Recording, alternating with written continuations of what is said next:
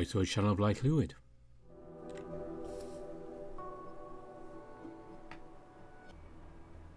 Since November. Yes, this was made for November last year, and it's been quite a while since someone recommended it to me and suggested I should do it, and it's been so long I've forgotten who you were, but thank you for doing that.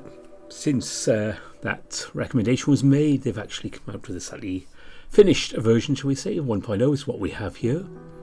So yeah, it's been quite the process getting here for me. It's been quite busy, but here we are. It's a one-off for this one, and I have not actually read this yet, so I have no idea what's happening either.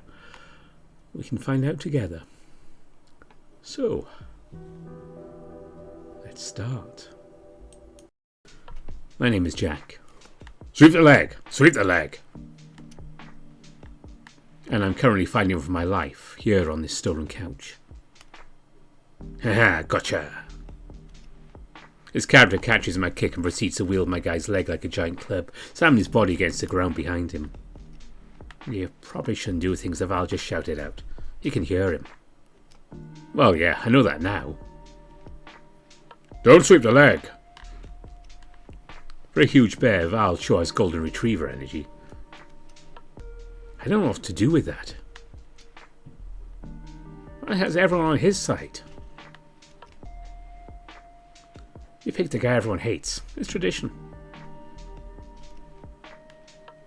How am I supposed to know that? Huffing, the goat is shaking the controller around as if he expected to do something. It looks ready to split in two. Also, no one likes you. Oh, ha ha! Val gasps. No way, don't joke about stuff like that. What can I say? I'm in my truth era. The bat's deadpan is inscrutable. If you don't chill, I'm going to get a gag for you. Where would you find something like that? You know, that shop gets all adulty in the back. Softcore toys for stray people. I've known through worse. Oh, you think you're funny. Fuck yeah, I never stood a chance. My guy appears to have exploded. How did he even do that? A double QCF heavy punch. What? Never mind. The hand actually hurts right now. You know, pressing the buttons harder doesn't make you do more damage. I think the results speak for themselves. While Charlie's celebrating, I realise that Edgar hasn't said anything at all. I look beside me to find the pigeons slumped down with their hands in their hoodie, staring at their feet, lost to this world. I shoulder them. Hey, are you okay? Is that a real question? I'm taken aback by their tone. I drop it. These things play Blu-rays, right? We could watch a movie or something. Sure, let's see what the bargain bin has for us. The bat leans over the side of the couch to rummage through something. She starts listing off names in a rote monotone. We got the Star Trek reboot, Mars Attacks, Melancholia. Dude. What? Warriors of Virtue, God's Not Dead 2. Charlie chuckles. 2 specifically. Eight-Legged Freaks, Arches, Idiocracy, Don't Breathe. You're omitting the rom-coms, aren't you? I would never. I stopped listening. Tell you what, you pick something good. I'll find some grub. I'm fucking starving. Whatever. No fish. Ha, fish. Could you imagine? Come on, bestie. You look like you need it. They stir suddenly. Huh? Food, now. Val grabs them from under the shoulder as he passes, and still rides as I watch him practically drag the pouty pigeon away from the couch. The duo follows Charlie through the tapestries which hang up around our hideout and into the darkness beyond. When I reach that point myself, I freeze for a moment, gazing at the threshold like a chick that has grown too comfortable in his egg. When I finally push past the thin fabric, I'm left in near total darkness. I can only barely orient myself by the handful of shelves that are lit dimly by the glow emanating from behind me. I wait for my eyes to adjust to the gloom. Long aisles grow from the grey, still and cold. A cemetery for commerce. We'd thrown our party in the single most inhospitable location in America. Best Buy. You coming or what? I flinch when I hear him call out from the front door, keys in hand. Yeah, can't see shit in here. I leave the gaming department, skirting past a desk where I'd once purchased my last cell phone. I passed huge flat screens, refrigerators, all new AI features, and expensive cameras that no one would ever use. Out front there's a cardboard cutout of an old-timey possum in suspenders, shouting his signature catchphrase, "It's burrowing time!" Beside him was a stack of unsold Blu-rays. The shadows made him menacing. When I catch up with them at the door, I'm blinded once again, this time by the light. Ow! I close my eyes against the sting. Welcome to your life. There's no turning back. The music permeates the outside world as it has for weeks. Ah, this again. I hate this song now. Can't we just change it? No, we rigged it. I don't know how. His gruff, dismissive tone betrayed he hadn't really bothered to try. We gotta pass the int check or we're stuck in synth-pop hell forever. I'm slowly working my eyes open. I'd rather not. My surroundings gradually come into focus, a mess of colourful brands forced lockstep into uniform storefronts. Our mall had seen better days. Well, I kinda like it. If I got you out here for 2 hours, you'd be drinking cleaning supplies in no time. Jesus, dude. It's my own remorse. Help me to decide. I don't remember even liking this stuff. I feel like she just did it for the meme. Liminal spaces and all that. That's not... Liminal spaces are the spots in between. You can't just call any empty room set to all music a liminal space. I stretch my arms over my head, donning a performatively smug smile. Linguistic drift, bitch. Literally usually means figuratively now. Get with the times. And look who woke up the moment it's time to be pedantic. I see you. You doing okay? Stop asking me that. The bird was never big on eye contact. They aren't usually this quiet. In fact, they're prone to exhausting info dumping when the mood strikes. Today they seem shrunken. Alright, what do we have here? We've got stale pretzels from that one shitty stand over there. I wouldn't trust the hot dogs or anything with cheese. There's the candy store. I'm starting to process it. It's kind of weird how Miles just serves cinnamon rolls and pretzels. How did that happen? Not exactly the food pyramid, is it? And pizza. Well, here's an idea. It's all garbage. They probably keep the ingredients frozen in the back. Bet I could pull a Papa Charles and whip up something edible. There's a room where the light won't find you. Holding hands while the walls come tumbling down. Oh man, I could go for a pineapple chicken with bacon and barbecue sauce with... It's mild pizza. You're getting cardboard with pepperoni or not pepperoni. That's it. You could let a man dream. For just 1 minute.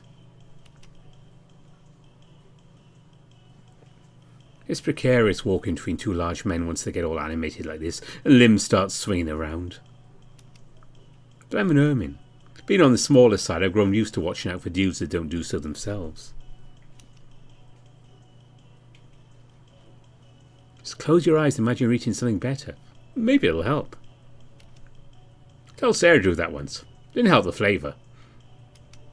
Ew, gross. Oh, that's rich coming from you. Please, you should be so lucky. I already want to go back to where the world was small and full. I feel vulnerable in being nearly alone in such a large and public space. We pass fully stocked clothing stores, one of those shops that got taken over by Funko Pop trash, and cases full of jewellery still locked behind iron gates. At times like these, people always say they feel like they're being watched, but it might actually be worse when you know that you aren't. Charlie hops the bar of the pizza place, his horns nearly scraping a fixture. Instinct tells me to look both ways to check for security, even though I know that no one's coming. Wishful thinking. Alright, sit down, shut up and watch the master work. We do just that for a while, as Charlie disappears into the back of the restaurant to find the freezer. All for freedom and for pleasure. Nothing ever lasts forever. But then I get bored. Before long I'm pacing lazily around the outside, stretching as I wander without destination. I notice that Val has made his way over to the candle shop, so I join him as he stares longingly into the window. So close, yet so far. He rattles the security gate with the defeated body language of a teenage girl. Looks have really livened up the place. Not to mention how bad Charlie stinks lately. I snort. Not your scene? Oh, don't start. We're both taken aback as the shutter starts to roll upwards. It's not locked.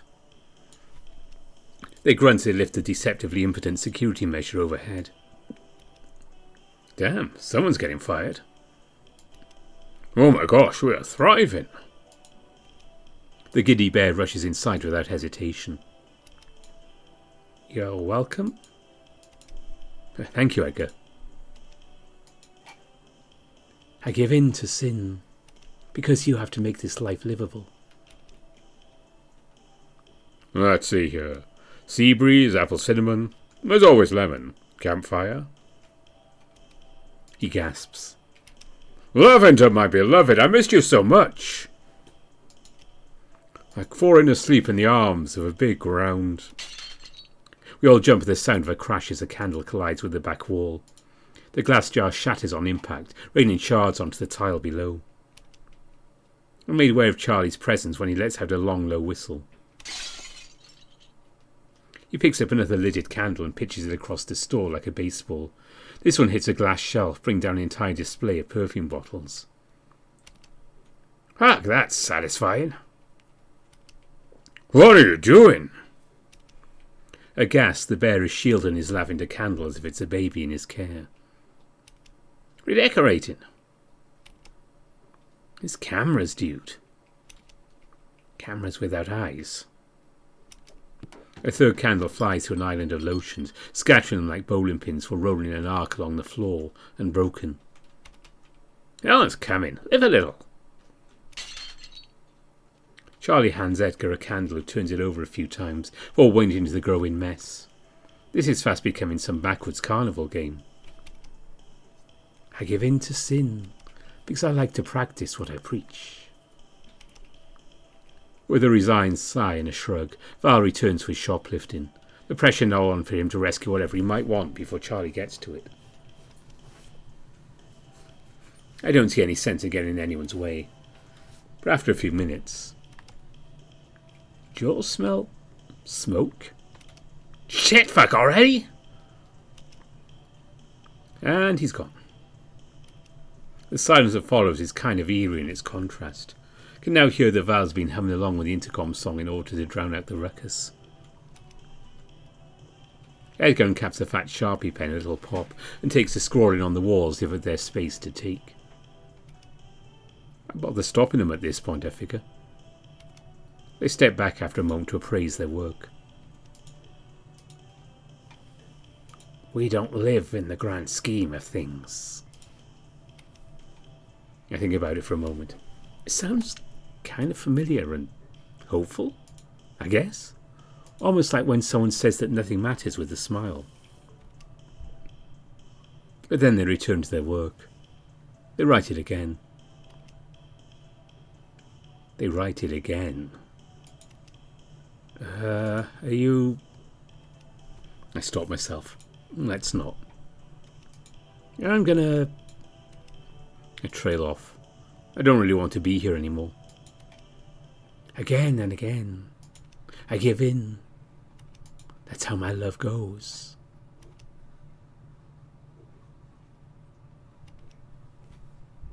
Nomi hadn't moved from her spot, like usual.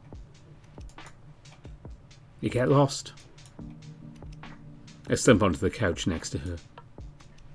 The guys are being a lot. She doesn't look up from the show that she's put on the television. Boys will be boys, or whatever. I think Charlie's been acting up more ever since he realised you aren't holding his leash anymore. She waves away the thought. That freak can be someone else's problem. I don't have the energy for it anymore. He'll tire himself out. Or burn the place down. I thought I smelled something. It reminds me of your birthday. I've had a few. With a cake. Not helping. You know the one. Just come out, so Val tried to bake you a gay cake. On the rainbow flag, the blue one. My hand raises to my face in embarrassment. Oh God. No one got where it was, so I tried to cheer him up. Wow, thank you so much, Val. Always wanted to try a toothpaste cake. Oh my God, shut the fuck up. I buried that moment with the whole damn memory palace. I felt so bad. It looks so gross. Not an appetizing thought, no. There's even orange juice on the table. I chuckle. The devil's combo. What even brought this up? Charlie. Was he even there? Was he even? Of course he was. Don't look at me. It's been, what, a decade? You're unbelievable. How'd you ever get an exploding cake? Oh wow, was that year? Charlie, it didn't have fireworks on the candles, so while we were all saying happy birthday, it blew up in your face. I don't know how we put up with that guy for this long. I guess some kids just get grandfathered in. They're always there, so into it they'll always be. You don't question it. I remember thinking he was cool, but I guess he was just way older than us. He's a total loser. That's why he's hanging around with freshmen. I saw it coming when I got him back. I gasp when I remember where this is going. Oh no.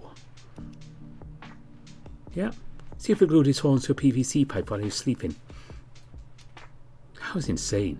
He had to turn sideways to walk through doors for like a week till they figured out how to get it back off. Never tried anything like that again. Tried what?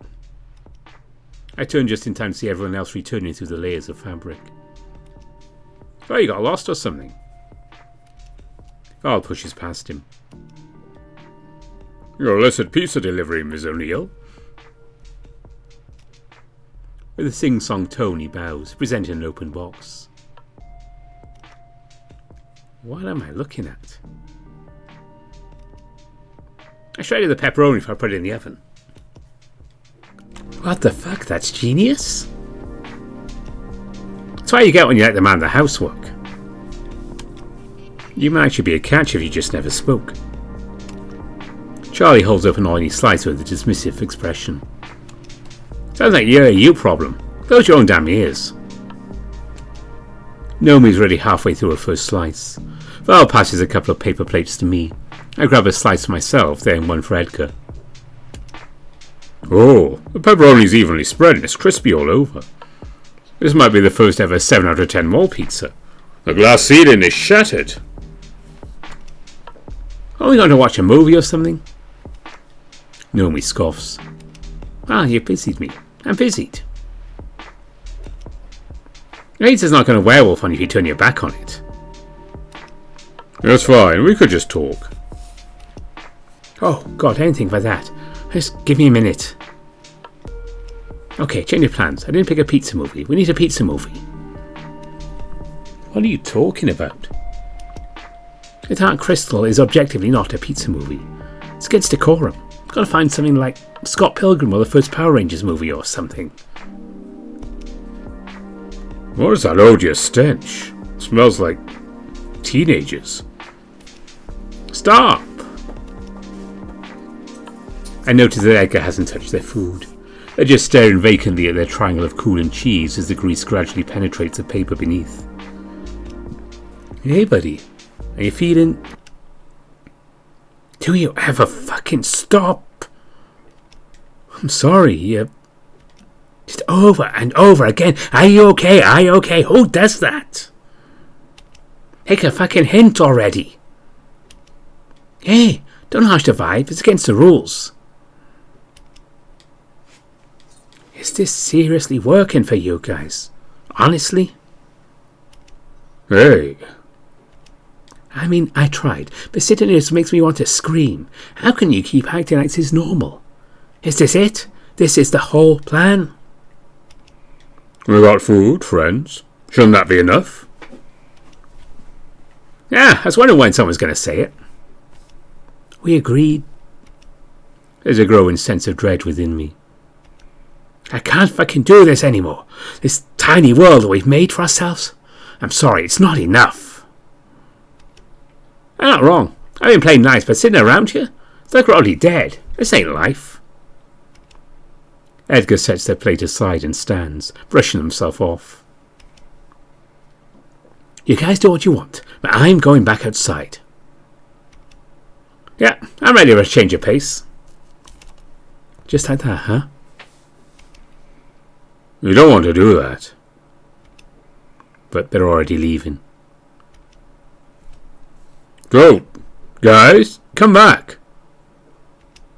I take a few steps after them. Hey, stop. I don't know. Maybe I can fix this? You don't want to do that. Last time you went outside, you really freaked out. But I stand at the threshold. Ahead of me, Edgar and Charlie vanish into the dark. Behind me, Val and Naomi are bathed in the television's glow.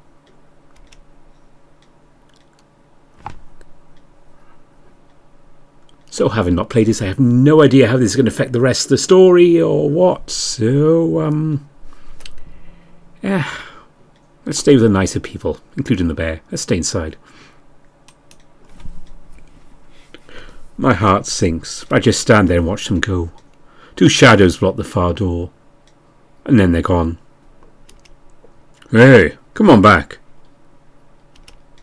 I turn to the bear. We got pizza. He says it with a sad smile. I sigh and sit back down. It takes a while to reset. Naomi eventually settles on an old DVD from the 90s. It isn't long before we're just talking over it. So anyway, there's pizza movies and non-pizza movies. It's obvious when you think about it. Redline's a pizza movie. Midsummer is not. Babadook? Nope. The Green Room? Obviously not. But Turtles in Time? Perfect pizza movie. I nudge Val. Hot Fuzz?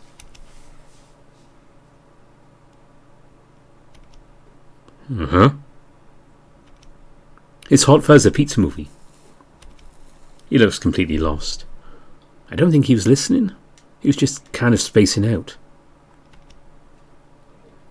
Of course, action comedies are pizza's bread and sauce and cheese. So it's a tempo thing. Exactly. The movie has to move. Moving is more important than making sense. It's a crowd pleaser. It's unchallenging. I guess, if you want to be a dick about it. Naomi really launches into the deep lore of this concept that she probably only just now made up.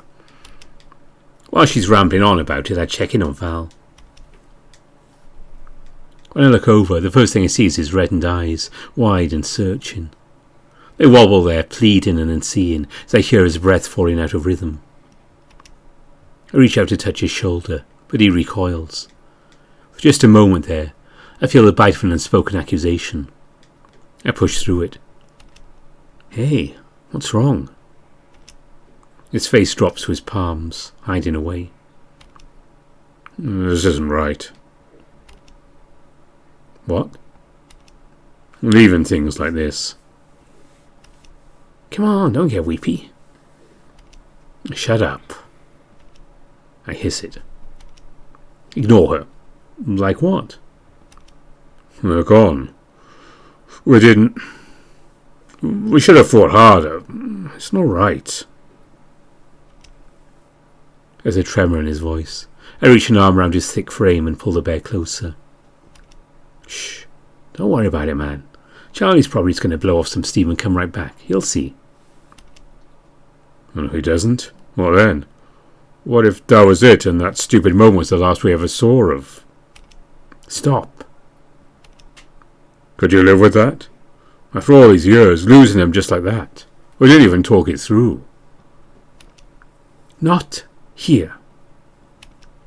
Man, it's not good to think like that. You're getting yourself worked up. It's going to be okay, I promise. I squeeze him, not knowing what else to do. It's not. He pulls away from me. It's not going to be okay. Hey, we all agreed to the rules. He stands. Who even cares at this point? Val. What did we even accomplish with all this pretension if we couldn't even keep us all together? Not even good for Jack at this point for us to act like we're not all... Don't say it. Take a walk. No. We're all going to die. I'm sinking. We're all going to fucking die very fucking soon. Your Barbie fucking dream house and your vibes, or it comes in jack shit and I... There's a ringing sound. It won't stop. Maybe it's always there. Is it cold? Is that feeling cold? God damn it. Do whatever you want, man. I'm staying here. I'm sick of trying to keep up with them. I'm done with always having to be the one that reacts. Guys. Why is my heart... We need them. Why should we put in all the work if they're not going to hold up their end of things? Like, who cares? What's the point? I'm done. It's blurry. Because it's all there is. It's all we have left. His voice cracks. What's the point? How can you... Oh, God damn it, why did I pick you? This isn't... This can't be it. What the fuck? I'm on my feet, I think. I don't remember. I need air. The air isn't working. Guys, I can't... I reach out to what I think is Val. There's a growl. My chest flattens. My vertebrae pop. The world turns. I'm sprawled harshly across the couch and just lay there, gasping for breath in the throes of panic. The Val thing is there, frozen, a paw grasping at nothing. I didn't... There's a moment of hesitation, but then he's gone. And I'm alone in it. The world feels out of focus, and there's this tingling... Why is my blood so fucking loud? Hey, breathe. There's a hand on my shoulder. I grab at it like I'm lost at sea. I can't. Shh. Love has. It feels like I'm flying down the highway with a stuck accelerator, and braking just makes it worse. It's long and harrowing, waiting for the tank to run out of gas. But she waits with me. At some point my head slides into her lap. I've been here before. I don't know how long it's been. The world is really ending. The world is really ending. And we don't know when. It's not going to hurt. Where did he go? Out. That's it? She cocks an eyebrow. I've been with you the whole time, man. I should find him, right? You don't have to do anything. But he's hurting. He didn't help you.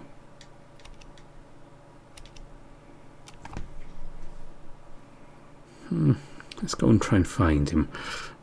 Why not? As I say, I have no idea where this story is going. I'm not sure that's fair. Secure your own oxygen mask before assisting others, right? I stand, wobbling a bit, brushing myself off. I flash her a quick smile. I'm sure I'll be right back. I set off, but as I burrow through the myriad tapestry surrounding our camp, I hear it. It's so quiet that I almost think I imagined it. Of course he would. Once I'm back out in the mall proper, I realise that I have no idea what I'm doing. How do you track someone? When people do it in movies, you just kind of accept it. Like that's a normal verb to have. I just wonder. Say after me. It's no better to be safe than sorry. It's around the time I get to the second floor that I realise just how drained I feel. It's been a rough few hours. Weeks. When was the last time that I felt normal? How long since the sky? Wait, is that a fire? I blink. There's a warm glow flickering deep behind one of the displays. A furniture store, the same one we stole the couch from. I approach the front door. I reflexively reach the handle, only to find it hanging loose. Seeing the crated frame reminds me of when Charlie kicked through it. The door has no resistance left to offer when I push it open. The space within is made uncanny in the dark. All of these displays of mock domesticity. Chairs and tables arranged in vaguely logical configurations, but where you'd expect to see more house, the pattern simply repeats in iterating variations. A reality that feels AI generated. Worse, they're all meant to draw me in, entice me, like a suspiciously placed chest in a video game that you're fairly sure has rows of teeth. I push past the menace of this vast dark space in pursuit of that glow. I think I can see someone. Bumping into couches in the darkness, I make my way over. The lavender scent is the thing I notice first. The scene I find is rather dramatic. It's Val. The bear is sitting on an uncovered mattress in a semi-enclosed display room. He's clutching a globe, lit only by a flat-screen television that's set to display a fake fireplace. And he's crying. Val? He notices me then, but he shies away, mashing his face into the sphere. His breath is all wet gasps. I suddenly feel like I'm intruding here. I can leave you alone. No! The word explodes out of him. No. Please. He's reached a point where he's too pathetic for embarrassment. Come here. Contrary to my words, I'm the one who walks over to him. I lean over and pull him into an awkward hug from where he sits with his ball, pressing his face against my shoulder. We just stay there for a while. We ride it out together. He's the one that finally pulls away. I'm sorry. I didn't mean to. It's fine. Shift me into a couch. I think I'll live. His mouth opens, but he stops himself. I can tell from the hurt in his eyes what he chose not to point out. I just really want you to believe that we keep the group together. I shrug. Charlie's an asshole. It is what it is. I just feel so final.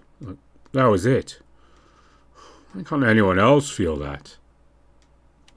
I mean, how do you even find anyone anymore? No one has ever come back. It's like they're already gone. Maybe they are. I don't really know what's happening anymore. I don't understand why anyone would leave. We don't have each other. What else is there to live for?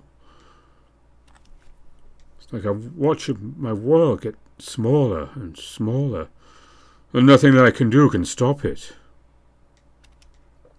I'm powerless. I don't know what to say. I want to offer platitudes to reassure him, but he's right. The world is ending. Everything is futile and we're running out of time. There are a lot of people we'll never see again, and more that we'll never get to do. Val is staring down the globe with a profound sense of loss. I never found love. I always thought there'd be more time, you know. They told us there's someone for everyone, but... He sighs, running his fingers along the globe. Where? Where's my wolf?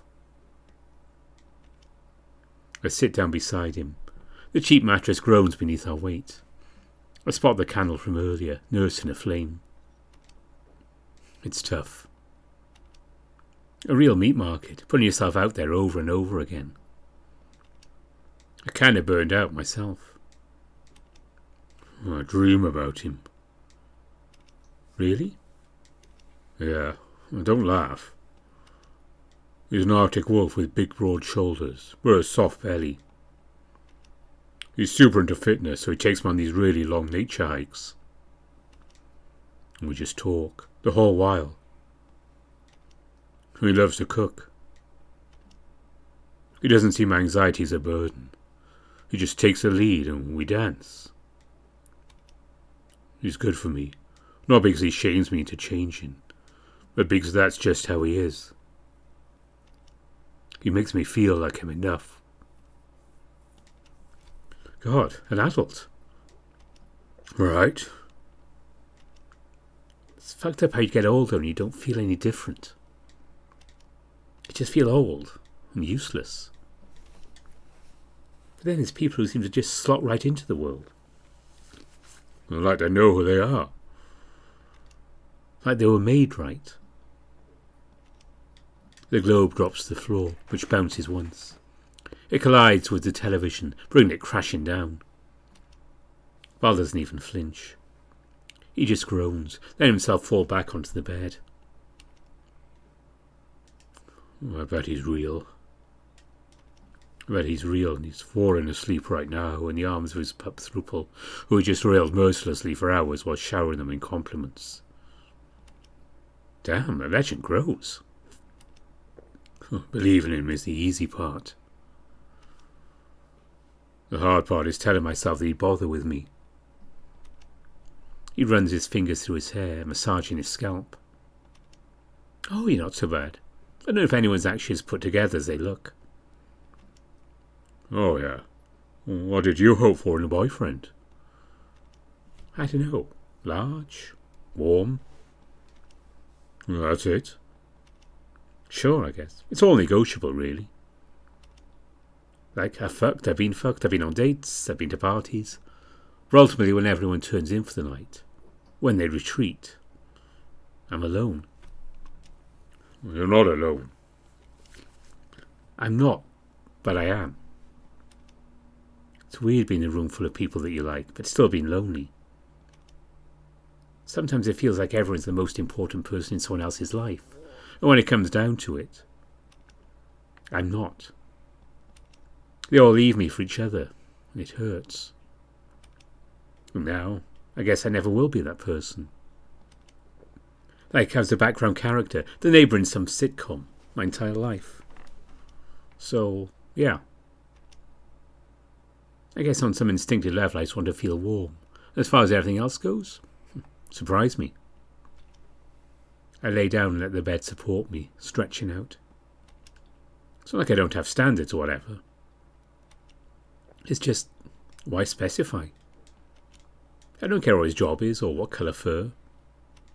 I just want him to love me. And I want to believe him. You're not wrong. We lay there in silence, lost in the lives that we never had. Until I feel a shift beneath me. Val rolls over to look me in the eye. You know. He hesitates, like he's afraid of something. We're so close I can feel his breath on my nose. We could, if you want to, we could pretend together. What are you saying?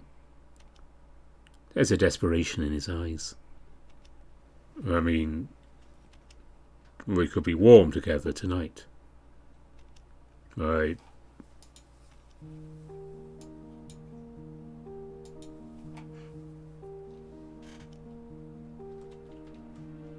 stare back at him, at his big goofy snout, where the tears had marked the fur around his eyes. Why the fuck not? I kiss him, and he kisses me. I grab the back of his head, pulling him deeper. He rolls onto me, and I feel all of his weight push me down to the cratering mattress. I'm enveloped in him, his hunger. As our tongues twist, we grind and grow against each other. May I? Don't stop. Keep going. Keep...